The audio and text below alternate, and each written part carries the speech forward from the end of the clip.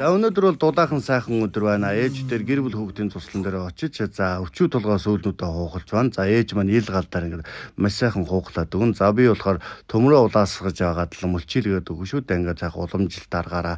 За ингээд агаарт сайхан ажил үйлээ дуусгачаад ээж битээр дархан хотод үйл ажиллагаагаа хийчихвэ. Хувцсны дэлгүүрт очсон байгаа. За тэднийх цагаан сарын нүнжигтэй багц гэсэн сайхан худалдаа зарласан байгаа. Хяндрал зарласан байна. За өргөө кино театрын нэг давхарт байна. За ээж маань очиж тэндээс цагаан сарын бэлгнүүдээ сайхан бэлдэж авлаа. Олон хүүхдүүд аж цэнээр ирнэ. За тэр болгонд бүх хүүхдүүдтэй хувцсанаар бэлдэж авсан. Та бүхэн ч гэсэн энэ дэлгүүрд очиж бас параметраа сонирхож бэлгээ бэлдэж авал их зүйтэй байна. За нэг ширхгийн үнээр 3 ширхгийг авах. За 5 ширхгээр авал хямд, 10 ширхгээр бол бүр хямд гэх зэрэг олон төрлийн багц бас зарласан байгаа билээ. За ингээд манай одоо гэр бүл хүүхдийн туслан маань энэ хавараас үйл ажиллагаагаа ерөнхийдөө бас эрчимтэй бас бүтээн байгуулалтуудаа эрчимтэй эхэлнэ. За тэгээд сайхан өргөө гэрүүд барина, хүүхдийн тоглоомууд барина. За хүүхдийн усан сан хүрхрээ юмнуудаа маш сайхан сайжруулна гэж бодож байна.